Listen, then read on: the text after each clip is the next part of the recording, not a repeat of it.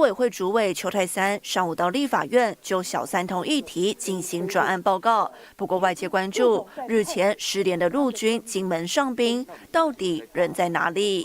我想他人在大陆这一点应该是确认的了哈。那我想国防部跟相关单位都积极的在了解相关的这个进度跟状况。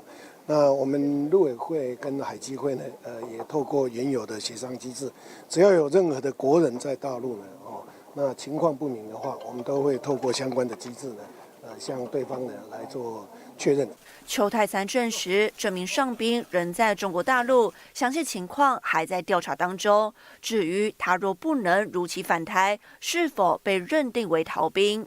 我想这个部分是国防部跟法务部他们要负责去处理的哈。也就目前到底这一位我们这一位陈姓人士呢，他到底是什么样的原因或到对岸去？那国防部他们有国防部他们有关于这个逃兵的认定的相关机制。国民党金门县立委陈玉珍则表示，这名士兵现在人在厦门，平安，没有生命危险。新唐人亚太电视黄亮简、陈永如台湾台北报道。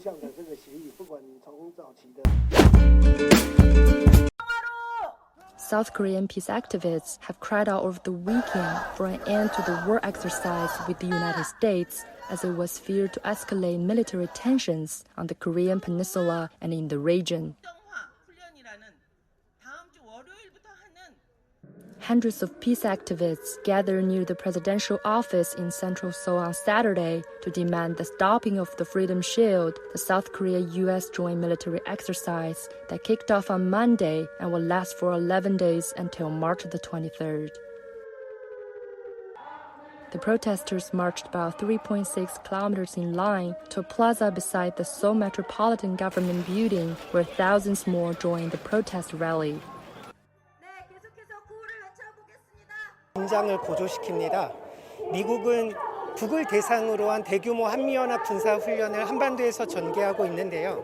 B2, B-52 등 전략무기가 동원되고 있습니다. 핵 잠수함, 핵 항공모함까지 동원된 대규모 한미연합 군사훈련은 더욱더 군사적 긴장을 고조시키고 또 주변 국가의 마찰까지 부추기고 있습니다.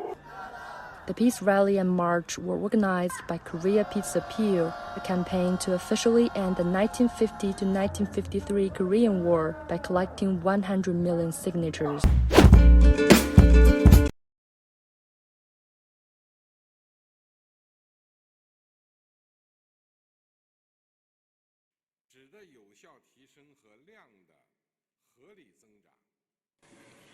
我们要扎实推进一国两制实践和祖国统一大业，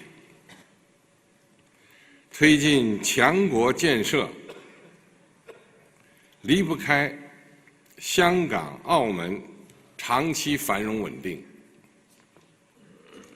要全面、准确、坚定不移贯彻一国两制、港人治港、澳人治澳、高度自治的方针，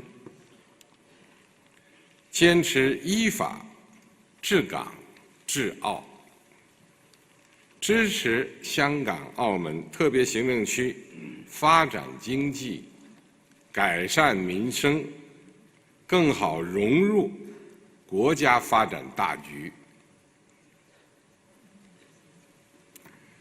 实现祖国完全统一，是全体中华儿女的共同愿望，是民族复兴的题中之义。要贯彻新时代党解决台湾问题的总体方略，坚持一个中国原则和9·2共识，积极促进两岸关系和平发展，坚决反对外部势力干涉和台独分裂活动，坚定不移推进祖国统一进程。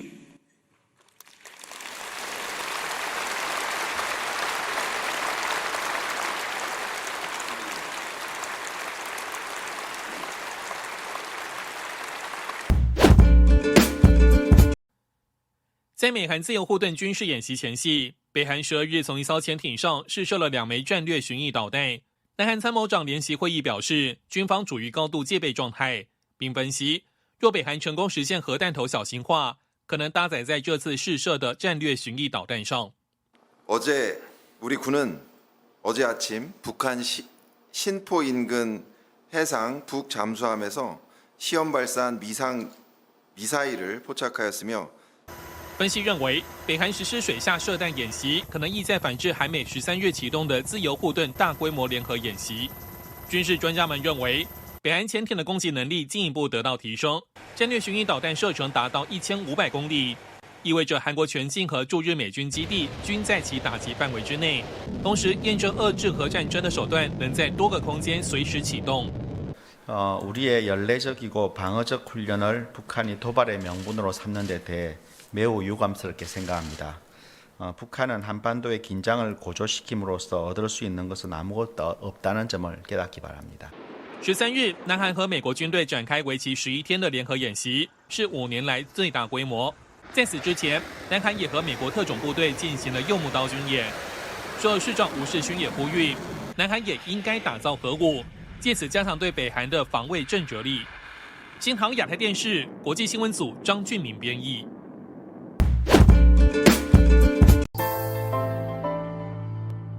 The surprise China brokered deal that restored diplomatic relations between Iran and Saudi Arabia shows the enhancement of China's diplomatic stature in the Middle East, rising above the position of being the largest economic partner of the most nations in the region.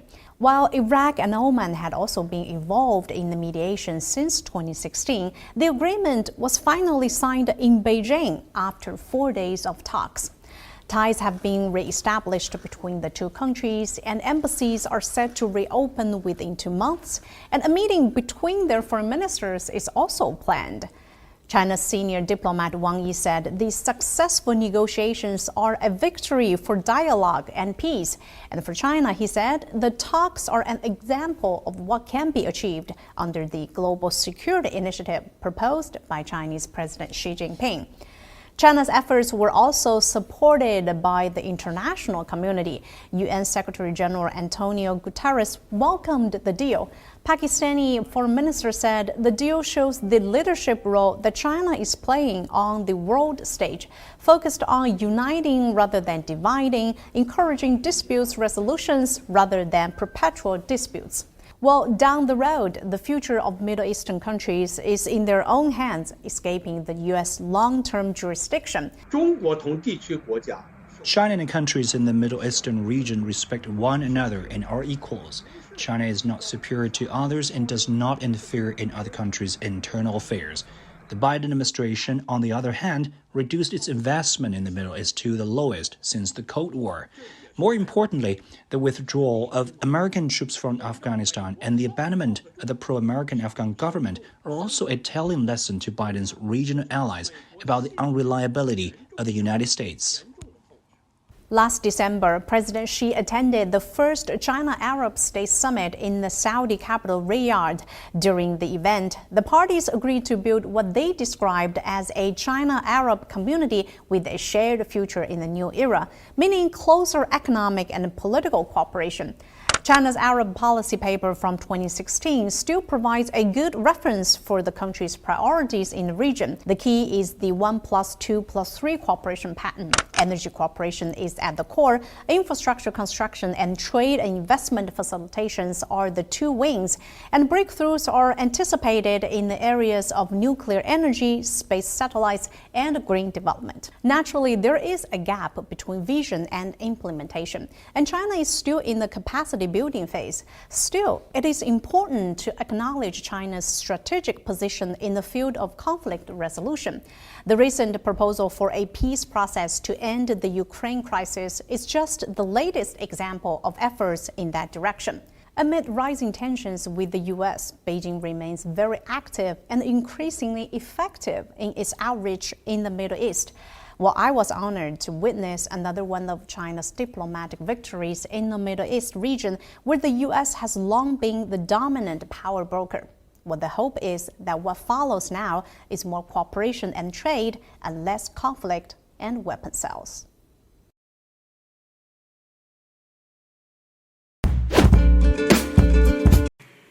我们要努力推动构建人类命运共同体。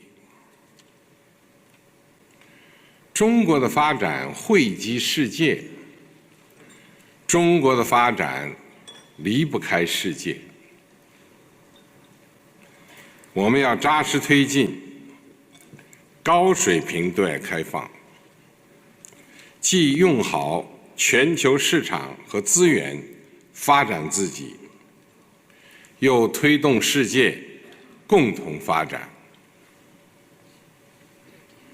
我们要高举和平、发展、合作、共赢旗帜，始终站在历史正确一边，践行真正的多边主义，践行全人类共同价值，